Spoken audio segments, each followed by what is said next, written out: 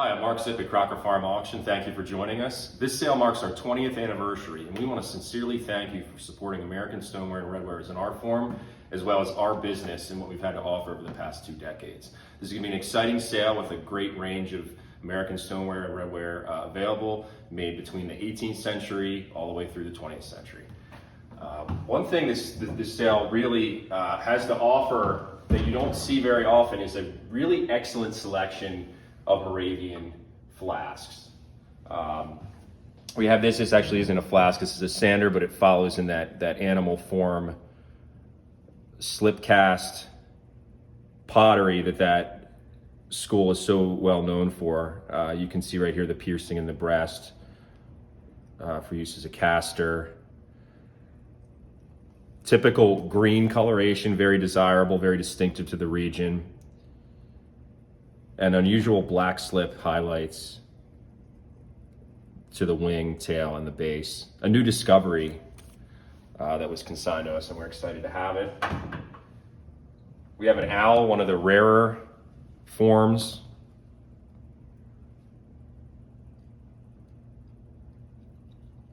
From the Moravian tradition. Again, this green is applied over a slip coating that gives it a lighter color, almost like a lime green. In our research, this is the only green owl that we can find. Really wonderful piece. Even rarer than the owl is this eagle flask. Again, we have that great green color applied over a white slip, and then a clear lead overglaze. Wonderful federal eagle motif embossed on each side. There's only 3 of these known. Another prominent example also features restoration to the base, as this does. And so apparently that's par for the course for this form, but exceptionally rare and very desirable with that classic American image on it. We also have a brown glazed fish. This is actually a little bit rarer than the green glazed fish you typically see. This is done with a lead and manganese glaze. Probably the most distinctive, well-known form from the Moravian tradition. And all these date to roughly the first quarter of the 19th century, so we're talking about objects that are roughly 200 years old, which is remarkable. This piece could be late 18th or early 19th century, and it's another Moravian piece. This is a wielding glazed or tortoiseshell glazed bottle utilizing copper and manganese sponging over a slip wash. Exceptionally rare form. Their molded work, that's a wheel thrown piece. Their molded work is definitely something that's more commonly seen. And here is another flask. Again, same potting tradition. Salem, North Carolina, with this distinctive tooling right here. And there's not many of these known either. Headlining the sale, lot number 1, is this incredible pitcher. Now the Remy's potted from about 1725 into the early 20th century.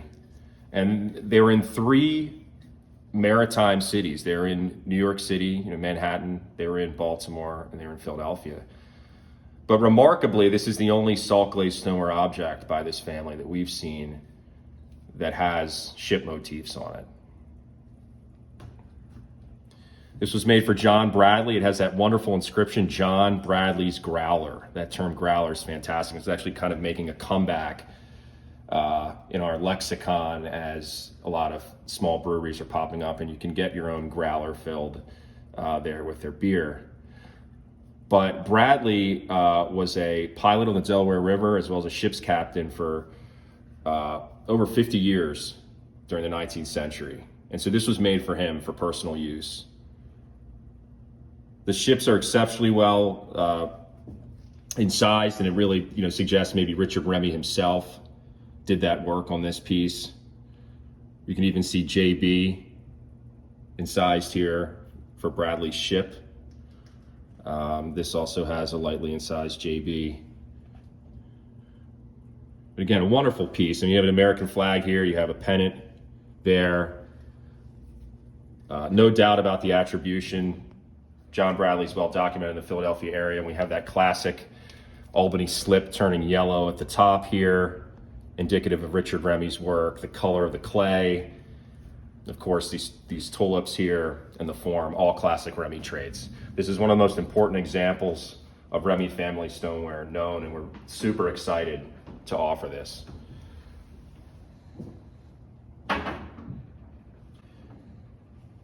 In Southern pottery, you have a Tennessee face bottle. Very folky form, it's dimpled, so you can grab it. And the figure only has one eye here. Interesting, compelling construction. It says try me, so it's sort of a double entendre, if you will. Try me as in, don't test me, or try me as in try me, have a drink. There's only a small body of these known. Certainly expressive and very interesting, and anytime you get into 19th century face vessels, it's an important piece. You can see it's a salt glazed surface with a Albany slip dip at the top. Really nice piece. One of the best examples of Western PA stoneware we've ever offered is this spaniel. The Rumble Prohibition Spaniel. This was made by Benjamin Rumble for his brother, R.H. Rumble. We have the inscription here, R.H. Rumble, Greensboro, Greene County, PA. Salt glazed surface with heavy Albany slip decoration. You can see this wonderful spotting all over the spaniel itself. A nice collar painted there with dots, heavy spotting on his forehead, and then this classic swag decoration around the base. We have spotting around the shoulder, and then at the flared bottom edge of the base, additional graduated swag decoration. Spaniels are a coveted form from the region, and you'll find them on these wheel-thrown pedestal bases, very desirable. What makes this interesting is the history involved, the sort of sentimentality involved of several potters signing the underside. We'll start right here. We have BMR, MR for Benjamin M. Rumble, manufacturer. Benjamin Rumble signed it again here within a cartouche, BM Rumble and Ben MR. But then you have other names. You have, and some of them appear to be incised by the actual potters themselves. And there's a chance that maybe some of these signatures are actually written for certain potters by other potters, possibly Benjamin Rumble. But you'll definitely see some different penmanship in here, which is interesting because they're actually passing this thing around to be signed. So William Harrington, Isam Wilson, F. Clevenger for Frank Clevenger. He was a big potter in the region. F. Neal. We have Dan Rumble and J. Couch. And we call this the Rumble Prohibition Spaniel because it actually has this inscription here with a vote against a statewide amendment for the prohibition of alcohol. And the rough number of votes that were anti this amendment was 185,000. We have that inscribed here. We also have the date incised twice of the vote, June 18th, 1889. And then this inscription here, anti-amendment. So all these potters were gathering around, probably drinking, and made this, and they passed this spaniel around and incised their names on the underside. Just a wonderful piece. You can imagine the whole scene. But not only does it have this great history to it, of course, it is all embodied in this highly desirable form from the region with wonderful decoration.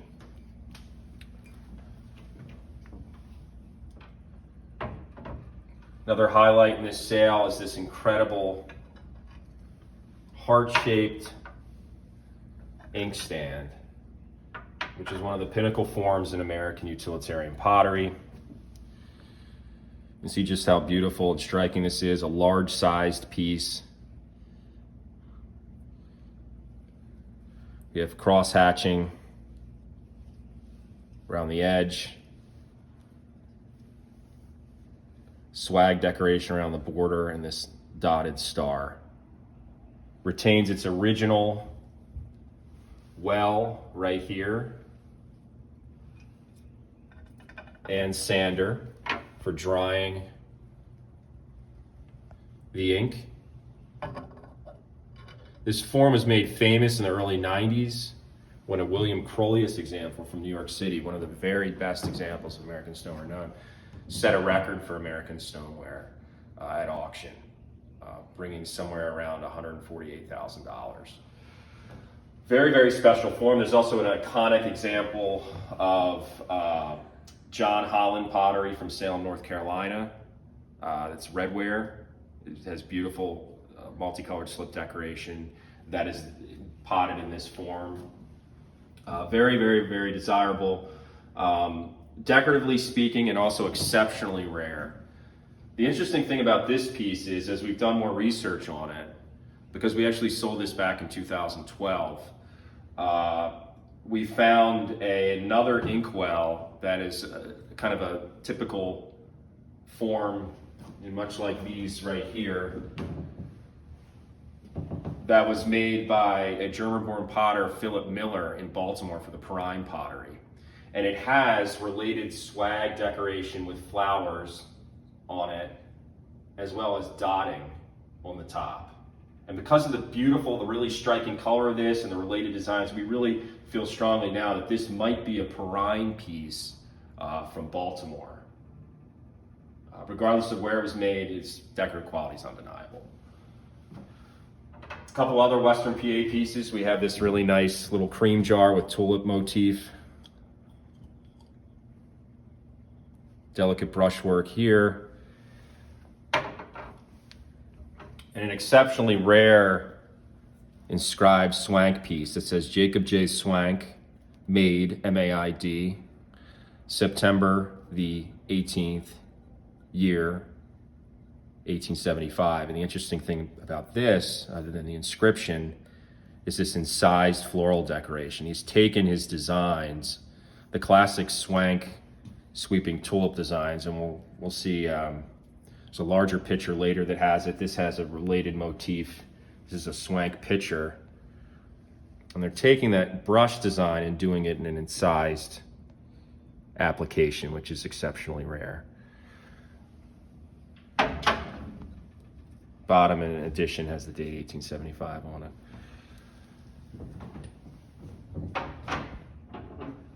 Great Ohio piece. You will find this mold, this sprig design placed on water coolers. We had a really great churn early on that we sold that had this design. It says Ne plus ultra, which basically says there's none better, the ultimate. This is the only plaque that we've seen where they've taken that design and just made it into a wall plaque that can actually be screwed into the wall. Has the initials here, JW, possibly for the potter, possibly for who it was made. But beautiful cobalt decoration around it, cornucopia motifs, a really fun example of Ohio pottery.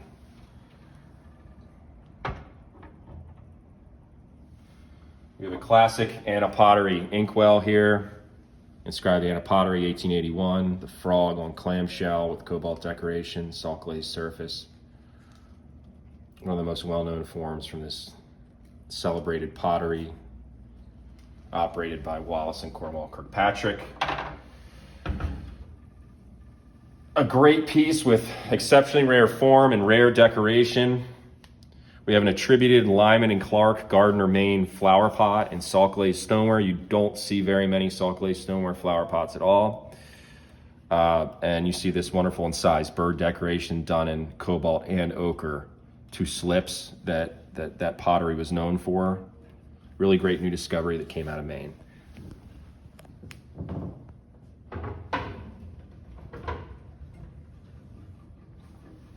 Moving along, we have a Texarkana pottery fish pitcher, and we can firmly attribute this to Jacob Bockley of Texarkana Pottery based on the color of the clay, the slip decoration, very distinctive to that pottery.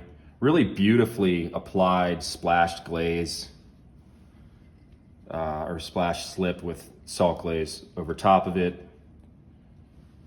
See the fish has this heavy scaling. And the base has that Albany slip coating as well with cobalt mixed in, simulating the blue water. Beautiful piece. A large spaniel that is either Anna or Texarkana right here. Desirable form from both those potteries on a mound base. A Willie Bray, Clinton, Missouri, incised pitcher with shield and wreath motif. And of course the Brays are well-known associates of Wallace and Cornwall Kirkpatrick that actually use their temperance forms in other regions. Beautiful Western PA canner with stripe and spot decoration. An Ohio or West Virginia pitcher. This was the first lot in our very first auction. It has been consigned again. Wonderful American flag motif with various other symbols surrounding it, as well as flowers. Great example. Moving along, the most important example of Brooklyn stoneware that we're aware of, this fantastic sugar bowl, exceptionally rare form, made for Caroline Stockwell in Brooklyn in 1850 by a relative, Henry Stockwell, HS for Henry Stockwell. He was a New Jersey potter who actually lived and worked for a period in Brooklyn. We have incised bird motifs flanking the inscription. There's a great piece at the Brooklyn Museum that was actually made at the William Warner Pottery in New Jersey by Henry Stockwell that has incised birds on it. But this is an exceptionally rare example of stoneware that was actually made in Brooklyn outside of the work of T.G. Boone, which is fairly simply decorated, that really showcases a potter's extraordinary decorative ability. Because we have a piece that is made in Brooklyn, has incised decoration, and embodies this exceptionally rare sugar bowl form, you're talking about a pinnacle piece. You know, as I said, the best example of Brooklyn stoneware known. We have a newly discovered David Morgan bearing his rarer, earlier mark, D. Morgan N. York, with that swag and tassel motif or clamshell motif that Comerall is so well known for. Great size. Don't see that mark very often, and you certainly don't see them in 1 gallon size. We have a sweet little pitcher with a handle on the side that was made for Lydia Farron. And it was made by Frederick Carpenter. It's pottery in Charlestown. Again, you have Carpenter's classic iron slip dip and use of cobalt at the handle terminals and within the name.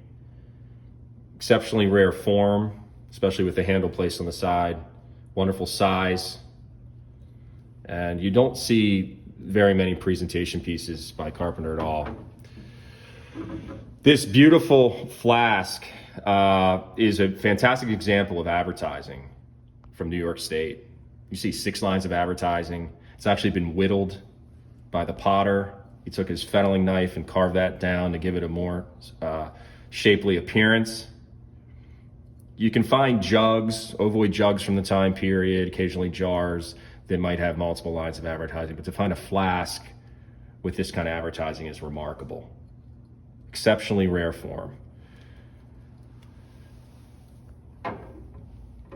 We have a nice example of early Manhattan stoneware, late 18th century.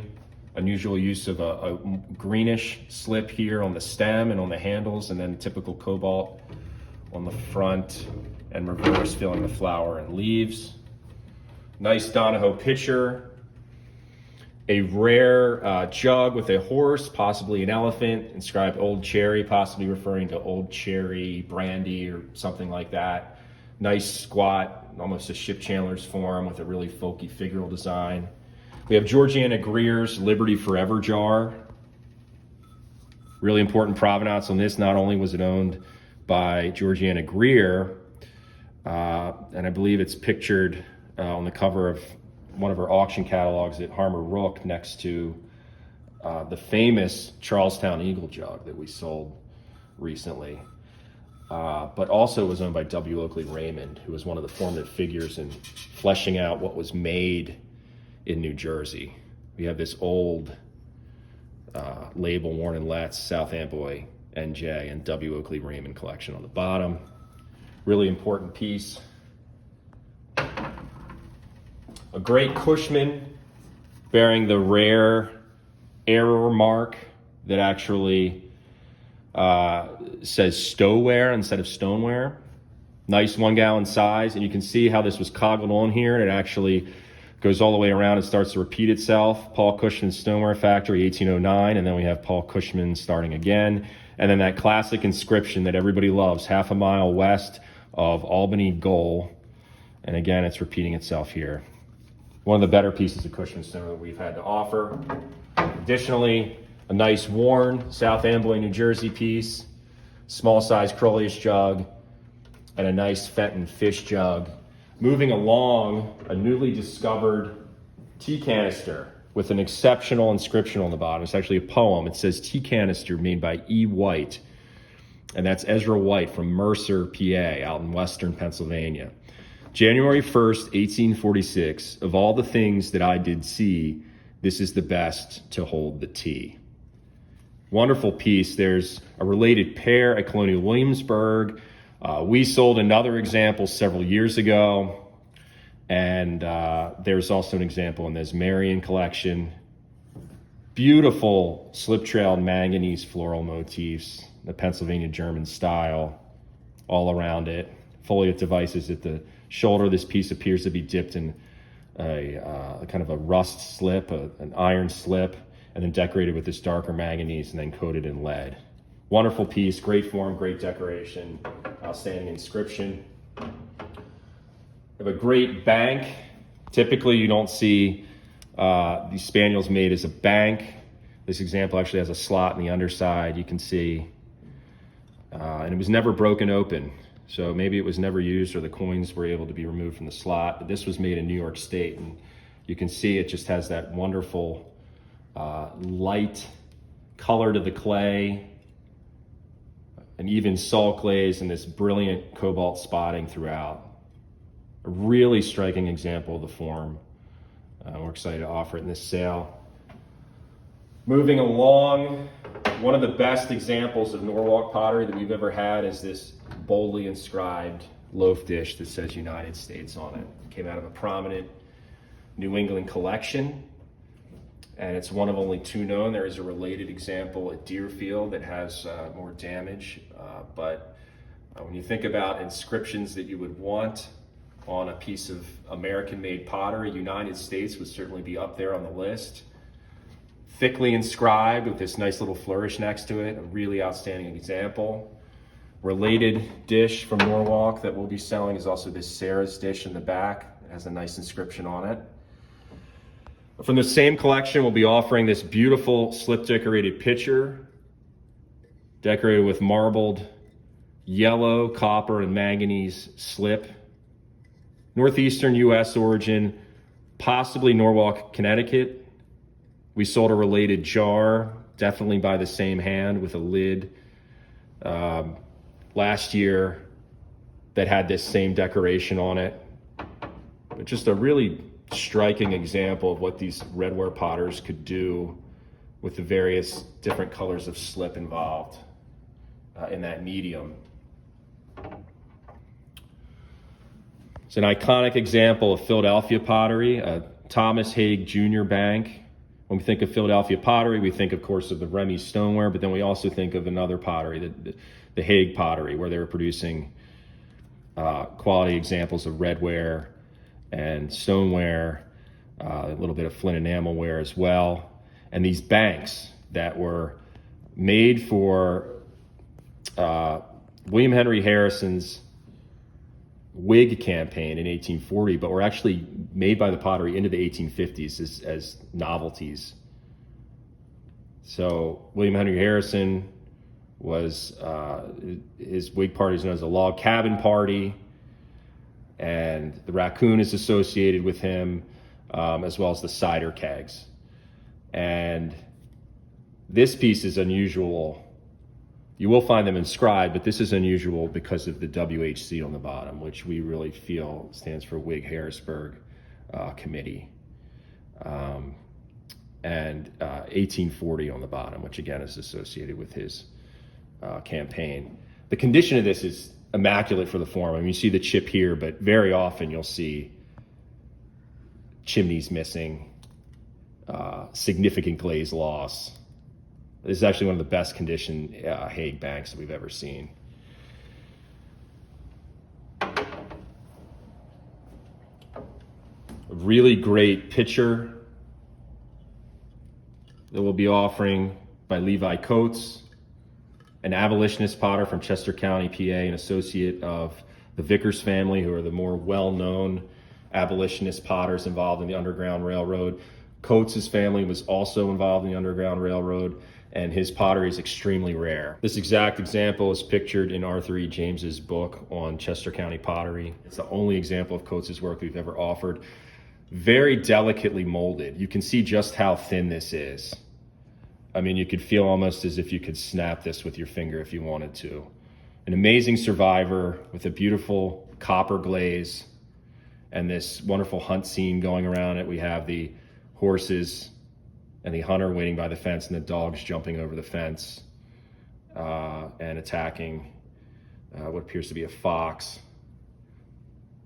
But not only exceptionally rare and decorative, but again, the historical significance of this being made by a well-known abolitionist in the area. We're very excited to offer this this piece in our sale. A beautiful copper glazed New England Redware jar. You can see it has wonderful glaze runs at the shoulder. It's almost reminiscent of Daniel Siegel and those other Catawba Valley, North Carolina stoneware potters, what they were doing with glass. Inside has this nice salmon color. Really beautiful piece. A nice small jug. It's probably Canadian. Beautiful copper glaze, exceptional size. An exceptionally rare cloves and nutmeg jar from the Dodge Pottery in Maine. A wonderful inscription on there, and has this impressed and slip-filled inscription on it.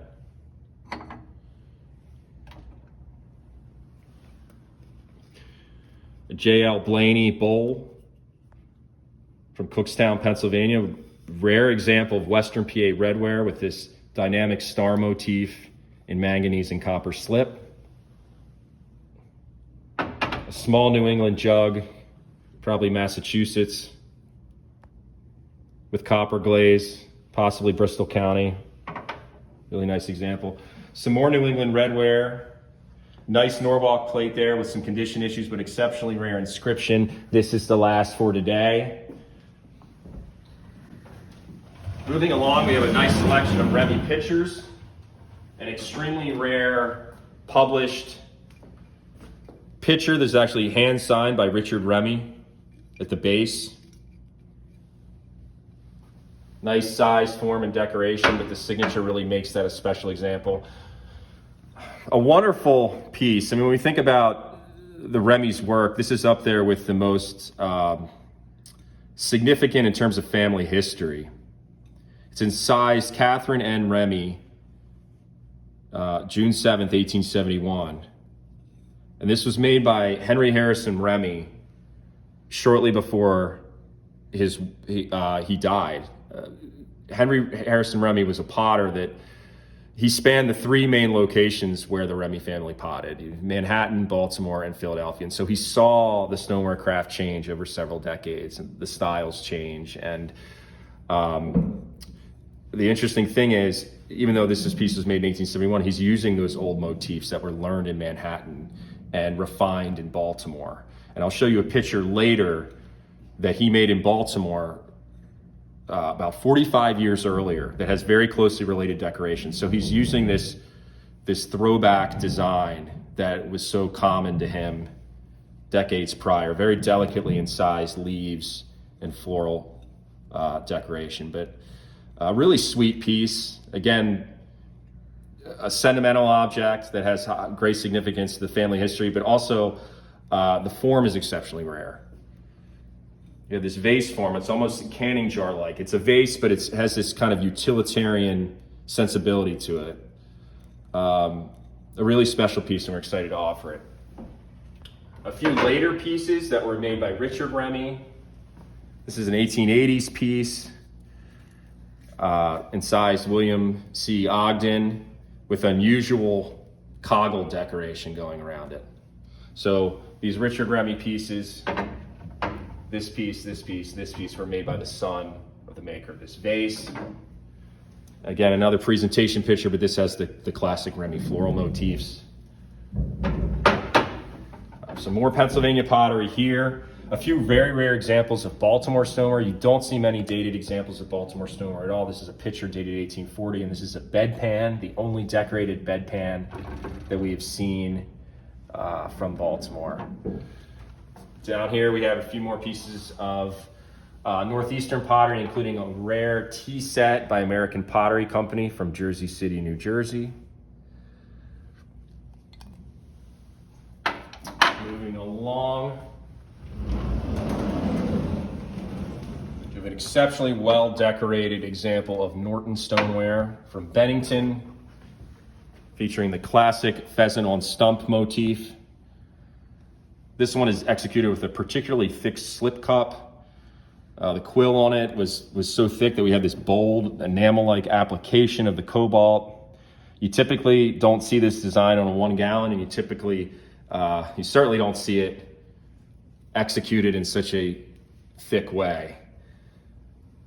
Really beautiful large size design on a small size jug. Great example. A couple iconic examples of Ack pottery. This is a miniature that's pictured in made of mud, bearing the mark D. Ack.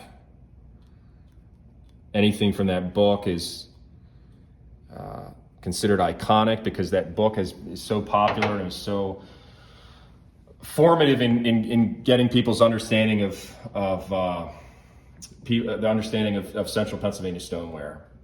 My father got that book back in the day, and he used to pore over it. And so every piece pictured in Lisansky's Made of Mud is a memorable one. Here's a D-Ack jar advertising the quality of their ware. In this case, it says Ack's Best on it. This is the only piece of Ack pottery we've seen inscribed in this manner. This probably sat in a window or advertising their ware somewhere. Really, really neat piece. That again, you'll occasionally see this from potteries, but this is the first we've seen from Ack, where they're really trying to promote the quality of the pieces that they produced. Here's a very delicate flower pot made a little west of there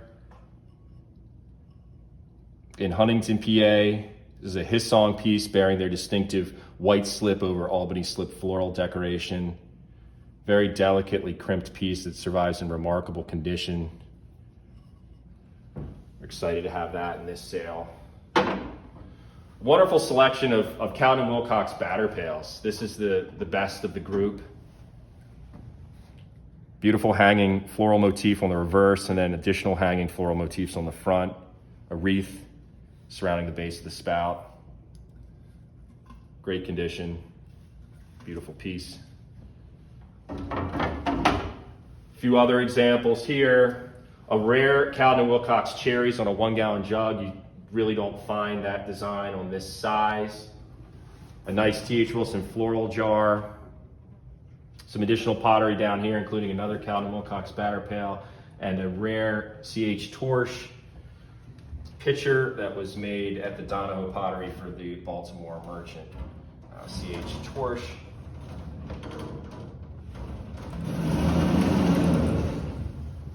Moving along, a James C. Mackley Redware Sugar Bowl. Has Mackley's distinctive color. Unusually elaborate applied decoration. Not only is these floral motifs influenced by his mentor Bacher, but we also have these grape clusters at the end. Very nicely executed handles with scoring and impressed terminals. A newly discovered Rockingham County preserve jar, or as the late great collector John Palmer coined the term, squat pot, with classic Rockingham County floral motifs on the front and reverse. Made by a member of the Kaufman family, and it retains its original lid. It was fired somewhere else in the kiln, and so it's a different color, but it came with it and fits perfectly, definitely original to the piece. This is one of the distinctive forms from Virginia's Shenandoah Valley. We have an exceptionally rare flower pot. This is the only flower pot that we've seen by a member of the Parr family. It's also the only flower pot that we've seen executed in the James River Valley of Virginia. The color of this piece and the heavy swag motif indicates it was made by David Parr Jr., who's a Baltimore-trained potter from the illustrious Parr family of potters. And he established a pottery during the third quarter of the 19th century in Richmond, Virginia, and he's taking those Baltimore motifs down there. Sometimes you'll see some of his motifs will even incorporate the tulip that pottery, that family's so well known for from Baltimore. But the potting of this piece, the architecture is just outrageous with this coving here, this stepped pattern, the crimping of the rim.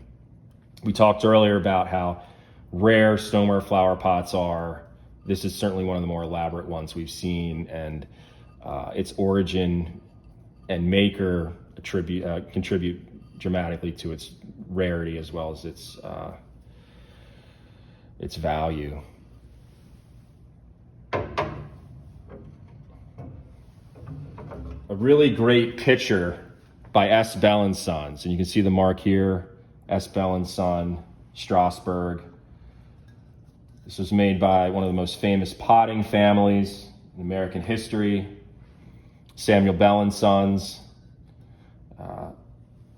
Samuel and his sons operated the Bell Strasbourg pottery during its final years, and they really cranked out. They really made a lot of jars, mostly 1 gallon jars, with swag decorations on them. You know, so you'll see a cylindrical 1 gallon jar with these swags going around it, and it'll have that kind of creamy color to it, that dipped slip decoration coating that you'll see that very often. Some of the more common pieces of Shenandoah Valley stoneware you'll find, but what you don't see from them are pictures. For whatever reason, they did not produce pictures. There wasn't a market for them. It was just not something they made. I've only seen 1 or 2 other examples of bearing their mark. And not only is this rare in form, but they've gone a little bit more elaborate with the decoration. This hanging swag motif here, these added flowers, the decoration on the handle. And interestingly, they've even coated the inside in manganese to simulate those brown Albany slip coatings that you'll find on pieces made elsewhere. So this is probably the best example of S. Bell & Sons stoneware that we've ever offered. We're excited to have it. Here's a jar with a star motif, also from Virginia, attributed to John P. Schermerhorn with a JPS mark on the underside. Folky decoration and a really rare mark. There's only a handful of pieces with that JPS stamp known. Some more Virginia pottery. Mrs. B flower pot that was made in Strasbourg, possibly for a Bell family member. A very rare BC Milburn half-gallon jar bearing his Alexandria DC mark. We've only sold a couple other examples bearing this stamp, extremely rare. A 1 gallon attributed Adam Keister pitcher with a handle placed on the side. We have 2 pitchers in the sale with a handle placed on the side, and those are like the only examples that we've ever had. So it's remarkable. An RF Bell Spaniel Bank that's actually illustrated in Rice and Stout's book. We have some old numbers on the bottom. One indicates that it was in part of the Siemens Bank collection. But this is a cold painted example of a Bell Spaniel. Exceptionally rare as a bank. This is the first bank that I've ever seen that was made using the Spaniel mold in Strasbourg. And the cool thing about Rice and Stout's book is, since it was only written roughly 35, 40 years after a lot of this pottery was made, you have attributions you couldn't make otherwise. And this is actually attributed specifically to Richard Franklin Bell, one of Samuel Bell's sons. A nice selection of inkwells, including a rare Rockingham County, Virginia example. James River example, probably Duval.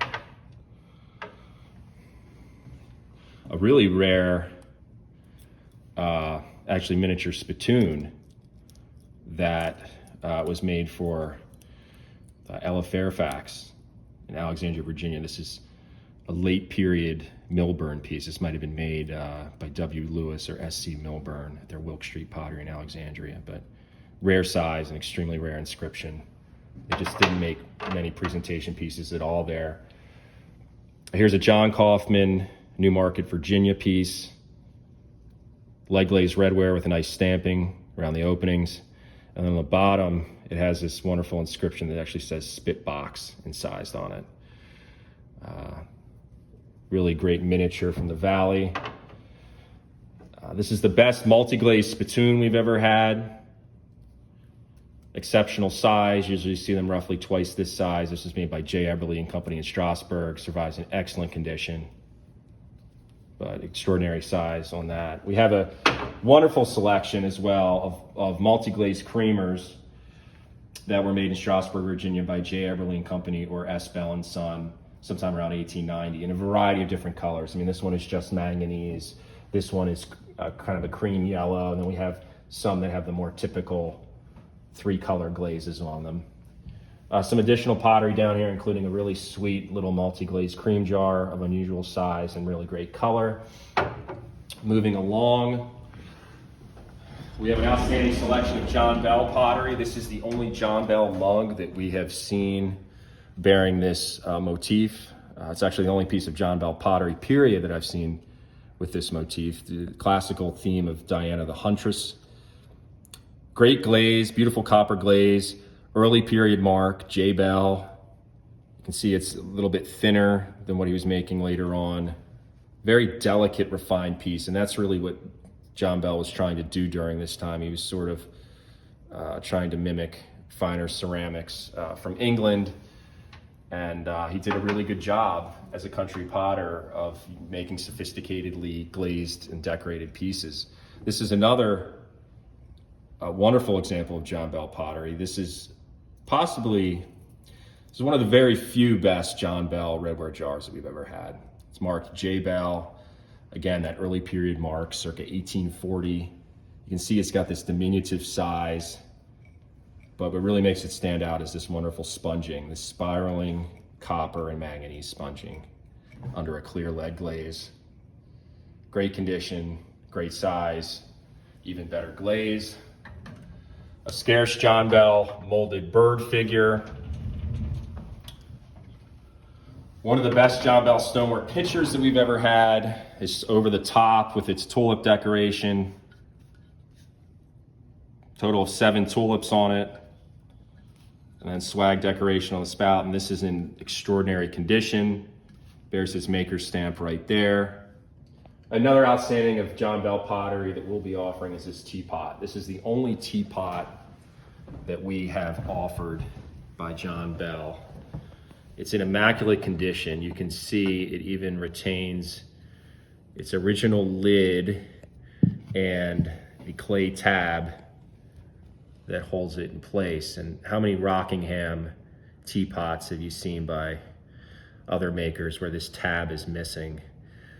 Really extraordinary condition, refined potting, as John Bell is known for, with this spurred handle and molded spout with a foliate motif on it. Bears John Bell's maker's mark with an incised circles on the underside. Yellow clay with heavy manganese sponging and clear lead glaze on top of that. It's a beautiful, refined piece by one of America's outstanding redware potters. Another very rare example of John Bell pottery is this Kate crock with a domed lid. This is the first example of a Kate crock with a lid that has this very stylish potting that we've offered. Classic John Bell decoration around the top. A John Bell mug, a rare John Bell cherub's pitcher. This is probably the best cherub's pitcher we've ever had. It has particularly fine molding to it where you can see some detail that you don't always see in them, and some very nice details on the handle right here with these grapes and leaves. A small, I believe this is John W. Bell flower pot. John W. Bell cream jar, and a very rare Upton M. Bell. This is the last maker's mark used during the 1890s. Upton Martin Bell, Waynesboro, PA. Food mold. Some great examples of Ohio pottery, including this beer growler. Again, things come in multiples. We actually have 2 pieces in size growler in this sale, and that might be the only time we've ever sold a piece that said growler on it. The great Ohio piece with incised flowering plant decorations and that bold inscription on the front. Extremely rare Joseph Bell Ohio Stoneware Whippet. One of apparently only 3 known. We sold one not too long ago, and other examples in the Henry Ford Museum. This example is beautifully decorated with this splashed Albany slip glaze. So very striking glaze application. The other example that we had no glaze at all. So this is a really special example of the few that are known. An imaginatively decorated Ohio rustic pitcher with almost a figural type stickman handle. Very cool piece. And a rustic handled harvest jug made for a railroad route. Some more Ohio pottery and other pottery down here, including a scarce spaniel with Houghton Pottery maker's mark on the underside. Some Spies redware.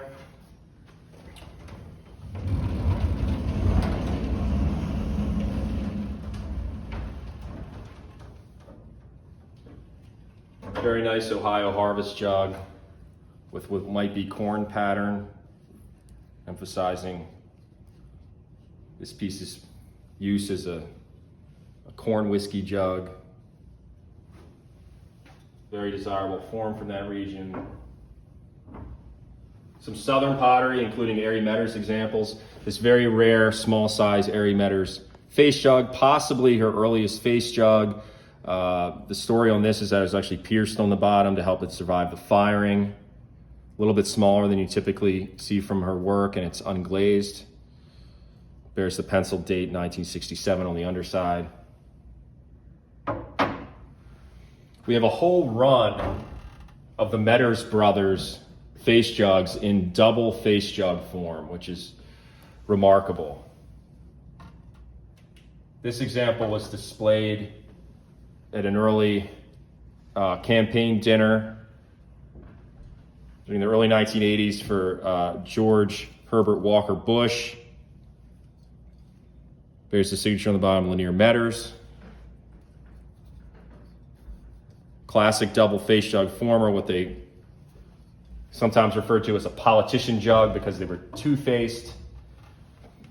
Extremely rare John Metters double-faced devil jug. This really is an over-the-top piece, possibly John Metters' greatest work known. Not only does it incorporate the devil motif twice, but it also is inscribed John's last pot.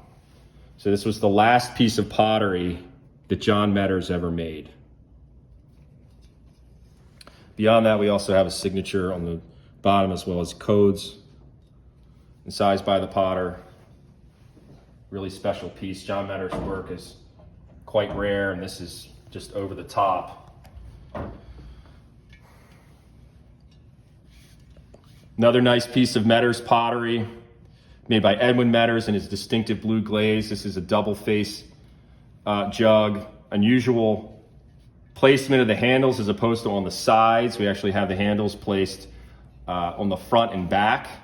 So it's kind of accenting the forehead of the figure, which is a really, really neat, charming application there.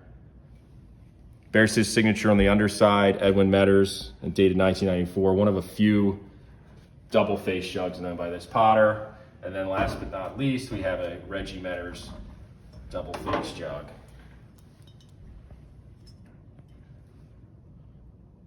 Bearing a 100 years inscription for the pottery.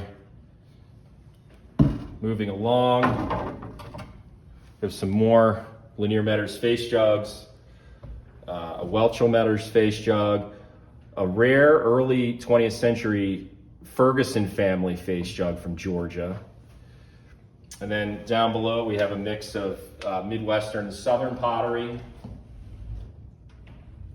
Moving along, in this case, we have an eclectic grouping of Pennsylvania Redware, some Mettinger here, some 19th century butter stamp, doorstop, and book form pieces, a rare Redware clenched fist flask, another mix of items, including a lot of nice Stoneware bottles there, and then some Southern pottery and Schofield pottery, a few other things here as well. We'll be offering this outstanding example of Western Pennsylvania Stoneware. You can see its monumental size, its desirable cooler form, and exceptionally rare stenciling in the form of herons done in a negative space pattern, where they've actually glued stencils of these herons and glued ferns to the front, spattered it with cobalt, and then fired it. And it creates this really unusual lighter clay where these images were. You can even see it on the sides here. Brandon, if you get around here, you can see the heron motif repeated as well as the ferns repeated here. This was made for Mary H. Wagner in 1878. The top, if you can get up there, actually has a brushed flying eagle holding a banner. And this is just an outstanding example of American ceramic folk art. Size, form, decoration. This piece really has it all. Moving along, we have another rare example of Ack pottery. This is an extraordinarily rare form in American stoneware. A large size vase.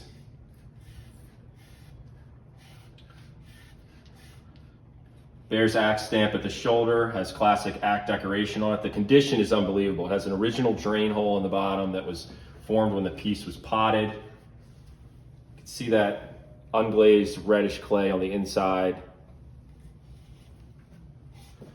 This was made for outdoor use, but remarkably survived in incredible condition. Beautiful sculptural form and desirable Central PA mark. One of the most desirable Central PA marks you'll find is M&C Miller from Newport. Michael and Theophilus Miller, during the 1870s, produced some beautifully decorated pieces. This piece features an exceptionally rare motif of 3 Civil War soldiers' heads with kepi hats on. You'll see some designs of busts of Michael or Theophilus Miller. Some brush designs of it'll be either Michael or Theophilus Miller's head within a wreath on their work. This piece actually features these capped figures which identify them as Civil War soldiers, which is really remarkable. And to have 3 heads is extraordinary. One of the more important pieces of Miller stoneware to come up in a long time. This is one of the premier makers of New York State stoneware. It's Frederick Stetzenmeyer from Rochester. Potted during the 1850s. And you can see it has this fabulous rooster motif on it.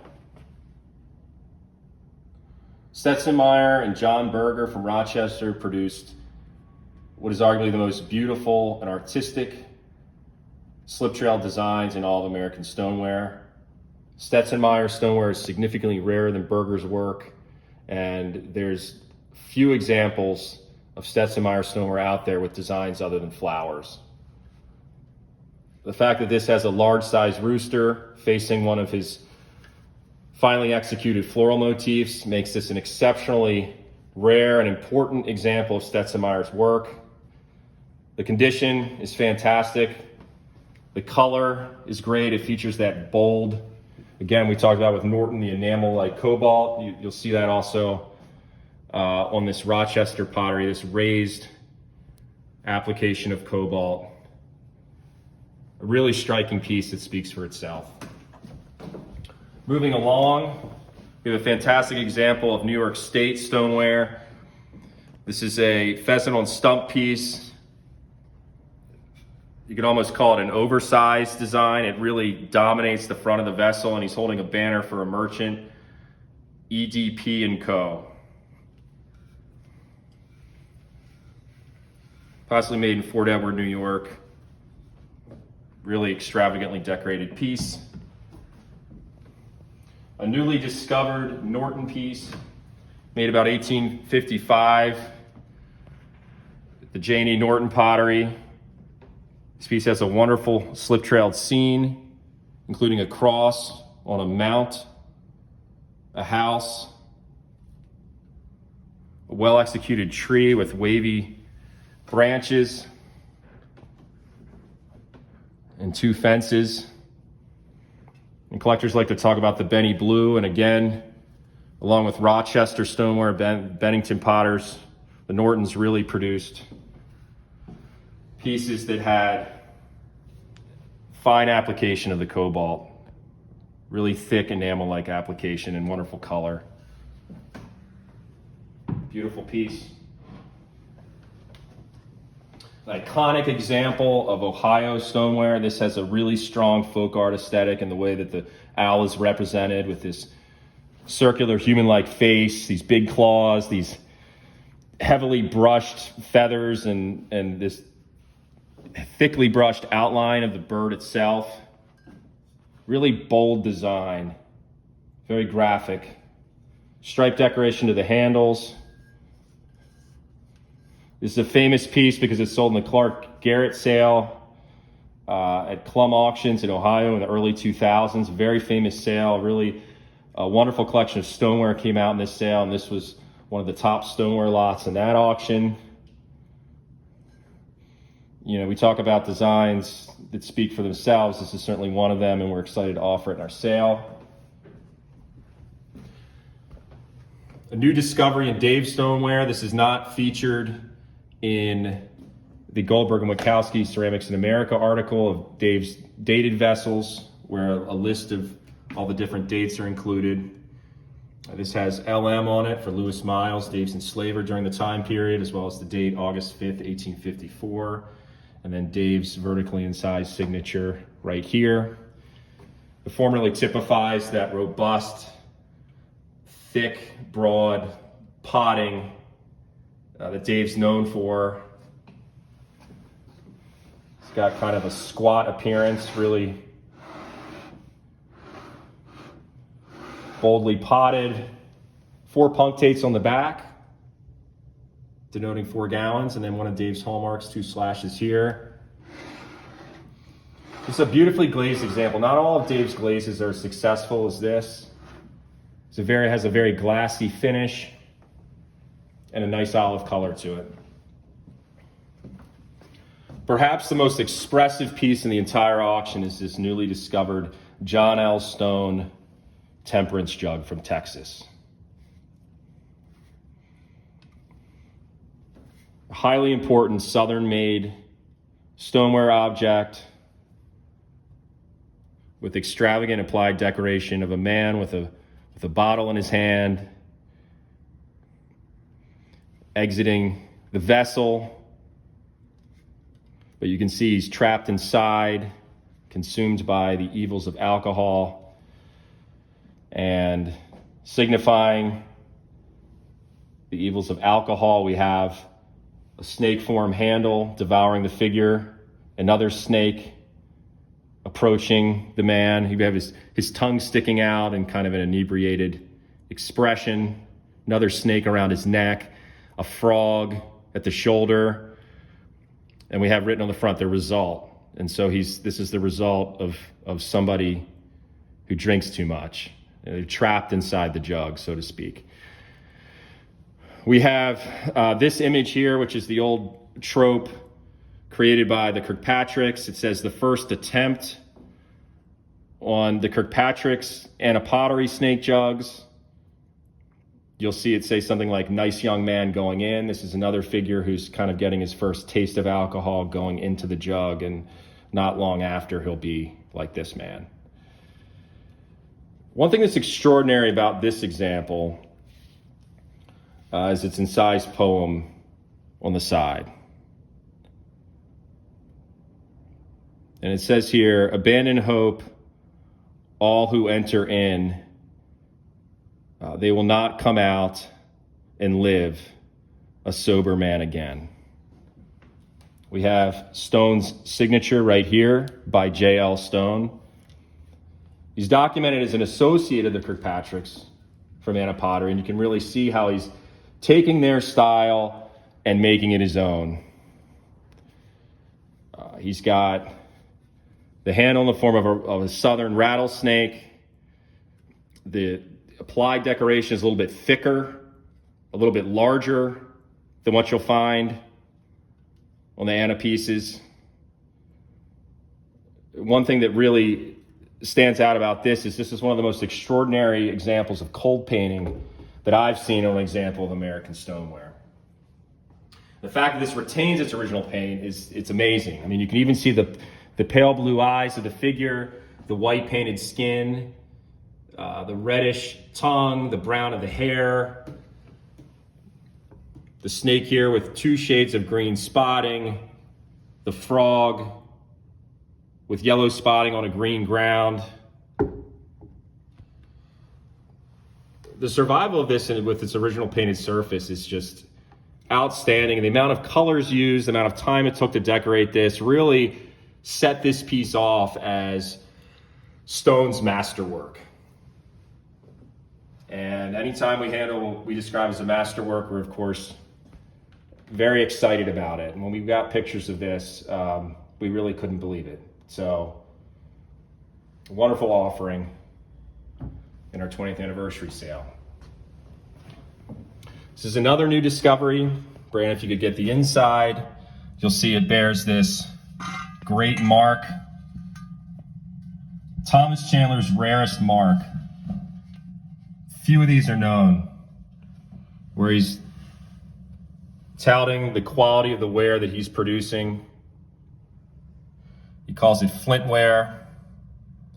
In this case, it's decorating a very rare impressed floral motif. It's a beautiful gray-green glaze. It's made of the Trapp and Chandler pottery when he was partnering with Reverend John Trapp. Unusually squat form. His vessels are usually a little bit taller and more narrow at the base. And we have distinctive Chandler iron slip decoration around the shoulder. Really nice new discovery by one of Edgefield's most important potters. Another new discovery is this beautiful pitcher with incised bird decoration. It's possibly made for use on a ship because of its unusual squat shape. This is the only pitcher from this group of Remy vessels. There's a handful of pitchers of this style known that we've seen potted in this wonderful squat form. Typical of Remy's birds.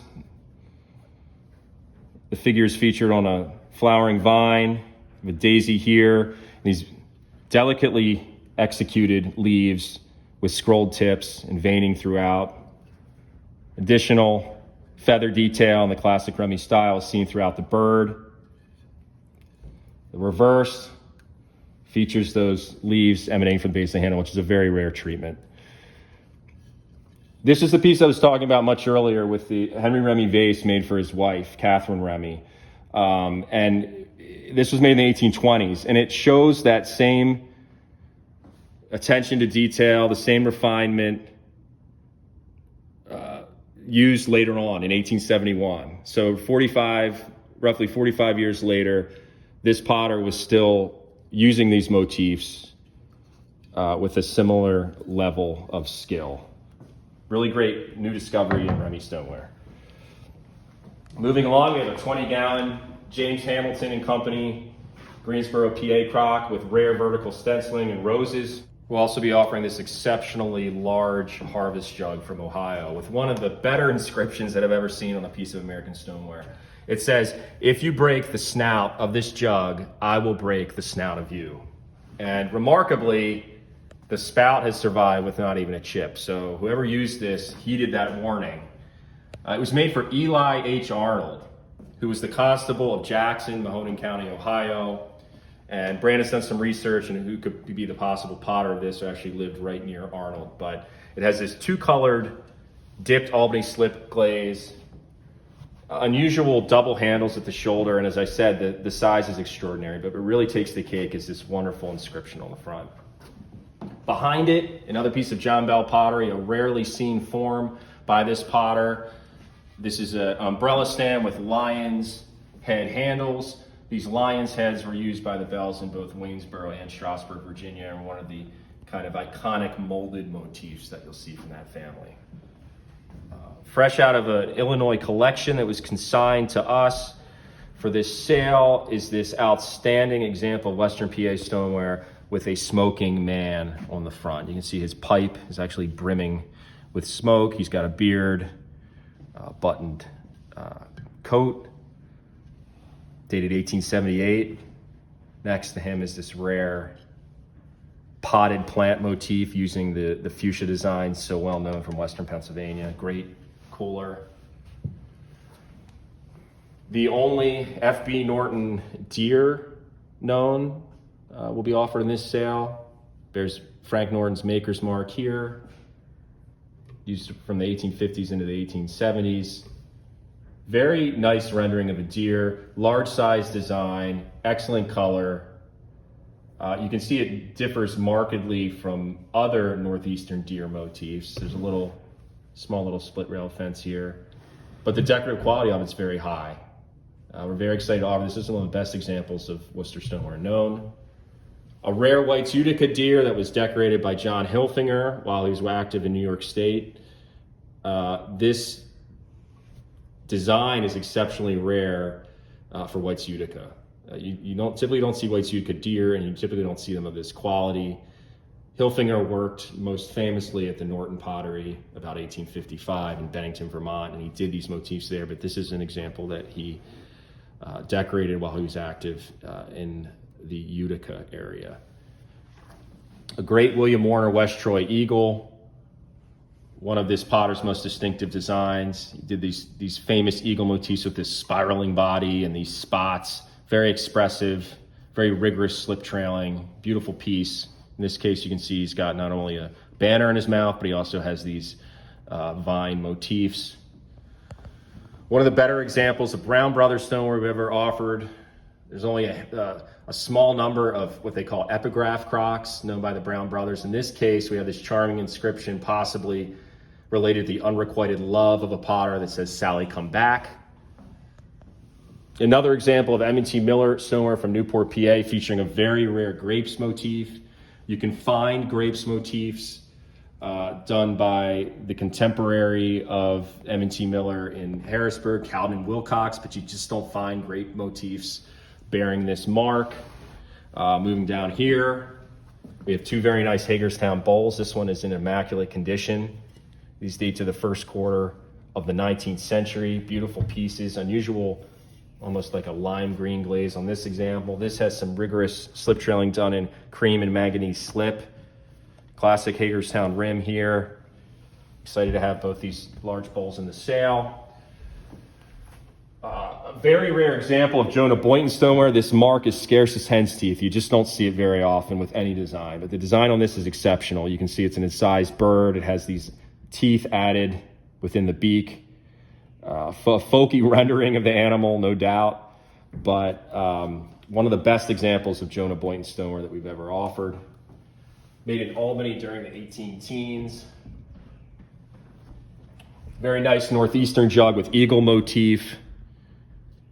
Exceptionally rare addition of a fish in its talon and another smaller bird below. And you can see they've done this spread wing federal eagle motif in an unusual way by taking a thicker stylus and carving out all this detail on the wings and the body. And then there's an incised star above. Very nice patriotic motif. Nice Albany, New York area incised bird. An important example of Thomas Comral's work. This is one of a few examples of his work known where his classic drape and tassel motif is forming a border around the maker's mark. In this case, it's his earlier maker's mark where there's an E added, Coeur-Lear's hook.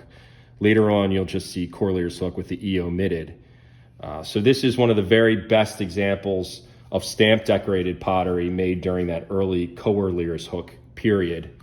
Not only does it have the drape and tassel motif here, but it's also impressed here. Very unusual application of the design. As I discussed, you just don't see this. This is an extraordinary piece, possibly unique. The handle in the reverse is a restoration, but interestingly, it's actually an early stoneware handle from another piece that was damaged that's actually been attached here and colored. So certainly one of the better restorations of a handle we've seen because it actually used an authentic handle for it. But great example of Comral's work. You can also see that he's potted in a little more ovoid fashion to accommodate that design. So he had the forethought when he was throwing this piece on the wheel to make it more ovoid to fit this border in. And that's what you'll see, that more ovoid shape, more refined potting on those pieces with bordering around the maker's mark. An exceptional example of Norton and Fenton stoneware. Norton and Fenton will typically be decorated with brushed cobalt floral motifs or sometimes ochre floral motifs done in a manner similar to this. The outstanding thing about this piece, of course, is this motif is incised and it includes 2 incised birds. There's not a whole lot of there's not a whole lot of Norton family incised stoneware out there. And so this is a really outstanding example, and you can see that the bird itself is embellished with impressed circles throughout. Very nice example.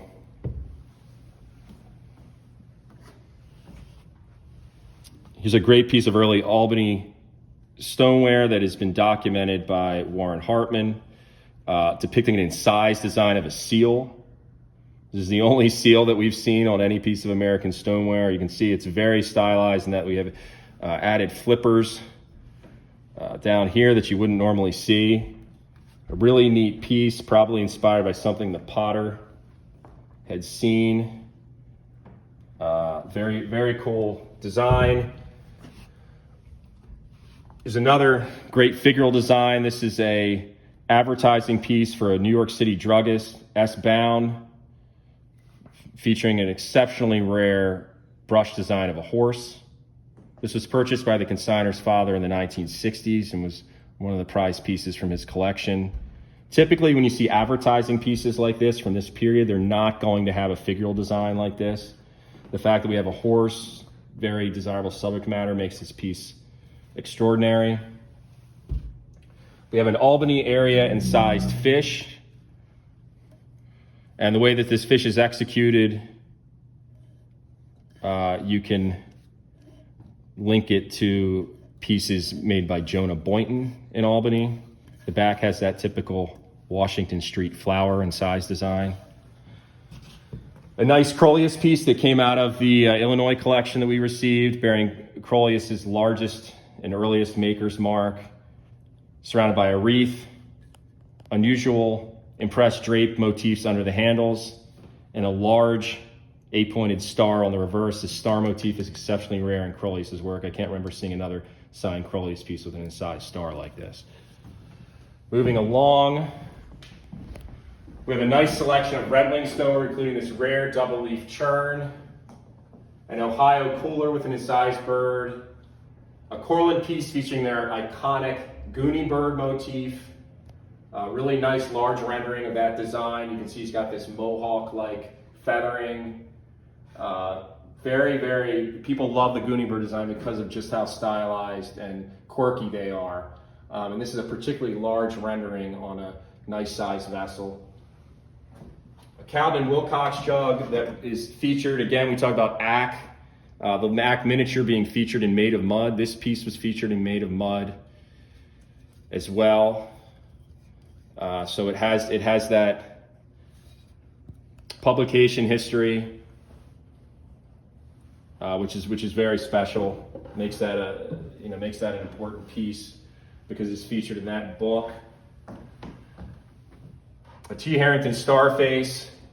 Another piece from the Illinois collection is this extremely rare Samuel Irvine Newville piece with a bird slip-trailed on it. Figural motifs just weren't in the decorative vocabulary of Irvine's pottery. You'll see floral motifs from there, and that's about it. There is a goat's head crock in the collection of Winter Tour, and that's the only other piece of Newville stoneware that I can think of with a figural design on it. So extremely rare new discovery in Newville stoneware. A rare northeastern molded flower pot. Some nice early Harrisburg stoneware, a slip-trailed and brushed John Young jug, a T.H. Wilson brushed floral jar, an unusual Cowden Wilcox 5-gallon jar with a solid cobalt bird on it, a J&E Norton 2-gallon bird on stump, and another one in the 4-gallon size, a nice McCoy bird on floral jar, an earlier I. Seymour Troy water cooler with an incised flower. Moving along, some 20th century face jugs, including one of the best B.B. Craig face jugs that we've ever offered, featuring a rare double row of teeth, a particularly early and large sized example. An extremely rare, Brandon, if you can get in here, you might be able to get the maker's mark, Samuel Holmes Georgetown stoneware jar, featuring Baltimore-inspired floral motifs. Holmes trained in Baltimore, and so it stands to reason that the decoration and the form are going to follow the Baltimore tradition. This is only the second piece of signed Holmes stoneware that we've ever offered. This example actually includes an S before the Holmes. The other piece that exists was a picture that we sold not too long ago where the S was invisible. So apparently the mark actually included the potter's first initial there. But extremely rare and early piece dating the early 1820s. Great new discovery in DC area stoneware. There's a rare Gene A. Black Summerfield PA jar. A good sized body of black stoneware has survived, but very few signed examples are known. This example features a nice floral decoration. A rare J. Remy Manhattan Wells jug with the incised inscription New York on it. That treatment, exceedingly rare. That's the only piece that I've seen where they've taken the maker's mark. The New York didn't take, they wiped it out, whatever, and they actually wrote it in by hand. Very cool. A J. Swank picture that earlier, the very beginning of this video, we showed you a piece with this design that's incised on. In this case, it's more typically brushed in the sweeping fashion with the 3 flowers. Rare size for this form. An incised bird jar, a slip-trail bird jar that was made by Adam States Sr., very early, 3rd quarter, 18th century piece featuring a bird with grapes, and we've compared this to other jugs and other pieces of similar color and have determined within reason that this is actually an Adam States piece. Exceptionally early. States was an interesting character because he potted in New Jersey, he potted in Manhattan, and he also potted in Greenwich, Connecticut.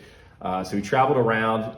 Very little has survived of his work, but he's probably most well known for as being the potter that Abraham Mead apprenticed under. And Mead would take those watch spring motifs that States had used in Manhattan and in New Jersey and fit them into his ware. But the fact that this is a figural decorated piece from a colonial era jar really makes it extraordinary, because you just don't see those designs during that period. A nice Goodale and Stedman Hartford piece with an incised bird on the back. A scarce Morgantown people decorated jar with a nice large image of a woman on the front and reverse. Unusual two-sided design. Distinctive Morgantown Thompson Pottery 3 right there. A nice John Bell cream jar. An extremely rare 4-gallon pitcher. This is an exceptionally rare size. There's not many stoneware pitchers known from anywhere in the country that are marked for and are made in a 4-gallon size. A scarce Bearson McCarthy Louisville, Kentucky piece. A scarce Buffner piece with nice freehand bearing their maker's mark on the reverse. And a rare dated Swank jar, dated 1858. Moving along into this room, we have an outstanding selection of Western Pennsylvania stoneware, and there's some large jars here that you can see. Very crisp, clean example of T.F. Reppert's stoneware, bearing the desirable successor to James Hamilton Company maker stenciling, desirable Eagle pottery eagle, and great size. You see the 20 here for 20 gallons. This might be the best example of Reppert stoneware that we've ever offered. A really nice 6-gallon Isaac Hewitt Jr. piece, again bearing their classic tulip motif. Isaac Hewitt was known for doing tulips with this nice kind of Germanic style with pointed tips to the petals. Well executed vining, darker stenciling here, forming the maker's mark, Excelsior Works, Isaac Hewitt Jr., Rice's Landing, PA. One of the better examples of Isaac Hewitt stoneware that we've ever offered. A rare double stenciled piece, a 10-gallon jar with Pittsburgh advertising bearing the maker stenciling James Hamilton and Company. Desirable size. Another large size jar, 16-gallon piece bearing that Eagle pottery stencil and James Hamilton maker's stenciling incorporating some roses. Beautiful example of freehand decoration. I mean, this piece kind of typifies one of the reasons why Western Pennsylvania stoneware is so coveted. The brushwork is just extraordinary. It's very expressive. Sometimes, as in this case, it's profusely applied. An unusual scrolled terminal to this vine. And then we have tulips going across there, stripes, additional vining, and then this very interesting outline 4 at the base. And this came out of that Illinois collection that we'll be offering in this sale. A really great 3-gallon jar. This again typifies that profuse application of cobalt that Greensboro and New Geneva pottery are so well known for. They really haven't spared much expense in applying the cobalt here with the stripe and vining decoration throughout. Moving over to the shelves over here, we have an eclectic mix of things. We have a great ghost bird piece, one of the iconic designs from New York State where they've actually put a bird surrounded by leaves. He's kind of hidden in there. So you sort of gotta look at the design, and then you'll see this image in there. But unbelievable application of cobalt. You can see on this just how large the design is and how much slip trailing is going on throughout a very busy piece. Nice Haxton and Company Fort Edward flower basket. A nice N. Clark Rochester floral decorated piece. An unusual 1-gallon double bird. Usually don't see double birds on this side. And then in this size, and you have this unusual inscription, "What is it?" at the base.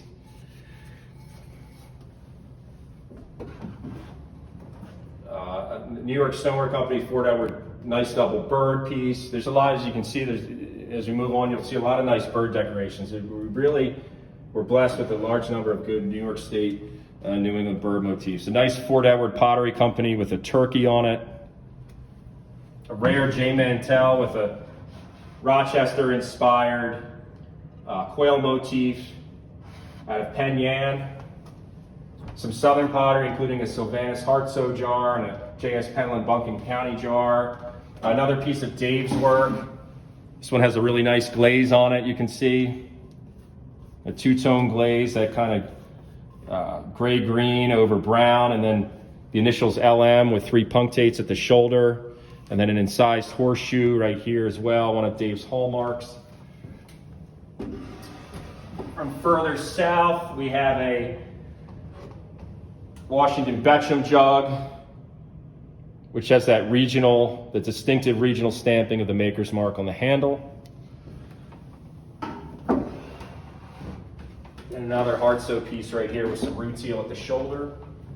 Great selection of Western Pennsylvania stoneware, including some West Virginia mixed in here, an AP Donahoe top hat with misspelled maker's mark, a very rare Morgantown or Uniontown tree decorated canning jar, some nice Greensboro New Geneva pieces here.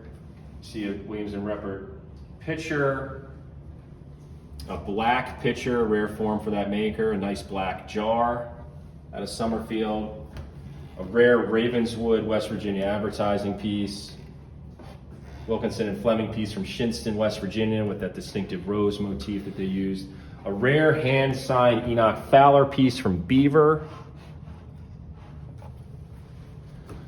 Up here we have a nice star decorated canner and a rare rare stripe decorated bowl, and some other Western PA pieces down here. The large 10-gallon freehand down there. More Ravenswood advertising pieces here. Nice Jackson Courthouse, West Virginia advertising piece here. Some stripers. Yes, below that, some early Manhattan pieces. A rare Bosworth piece that actually is inscribed Birdie below the bird. It's a really cool piece. Nice McCoy with a face design. Another piece of Western Pennsylvania bigware, a Hamilton and Jones star pottery, 20-gallon with floral motifs. An eclectic mix of Northeastern stoneware from various time periods. Baltimore stoneware, including a nice cooler here. Talked about birds earlier. There's a really strong selection of F.B. Norton birds here, as well as some other makers mixed in. Some more birds, including a really nice Edmonds bird with incised treatment on the flowers. One of the better Edmonds pieces we've ever had. Nice Janie Norton 1-gallon rooster. Nice White's Utica 1-gallon rooster. A very rare NA White Utica paddle-tail bird on a 1-gallon crock. You just don't see them on that size. Some more F.B. Norton stoneware down here. A mix of New York State and Harrisburg, PA stoneware here. You can see nice Calvin Grapes piece, Calvin floral jar, a rare advertising piece from Rhode Island with a bird on a stump. And again, we talk about 1-gallon size, a rare 1-gallon size on that. A Farrington, Elmira, New York, man in the moon motif. A rare heart piece with a stylized figural motif. A rare Evan R. Jones piece that has the potter's initials as opposed to the impress maker's mark. And a mix of some other things here. Moving over here, again, an eclectic mix. We have a Evan R. Jones piece advertising Shupp's Beehive from Plymouth, PA. Some Schenfelder pots from Reading. Some Virginia pieces and Washington, D.C. pieces, including a couple Richard Butt jars. Very rare Lockhaven piece with this wonderful giant leaf motif. Some Midwestern pieces down here. There's some Remy pieces here mixed in with some other things. Unusual Ship Chandler's jug from Baltimore. And again, an eclectic mix of primarily Northeastern stoneware here. And a mix here with a lot of Western PA, as well as some earlier pieces, including some incised jars and a incised jar, incised jug, a nice watch spring here. And to close things out, We have this great 20-gallon jar here. Again, another piece from the Illinois collection that we'll be selling. This piece really typifies the extravagant brushwork and the artistic merit of Western Pennsylvania stoneware. Great 20-gallon size, immaculate condition. This jar was made in Greensboro, Pennsylvania. You can see it really has so many of the bells and whistles people are looking for in Western Pennsylvania stoneware. Thank you so much for joining us. This was a very long video. I hope you stuck through it. If you're interested in anything in this sale, you can reach us at 410-472-2016 or email us at info@crockerfarm.com. Thank you for joining us for the start of our 20th anniversary sale, and we hope you are having a great summer. Take care.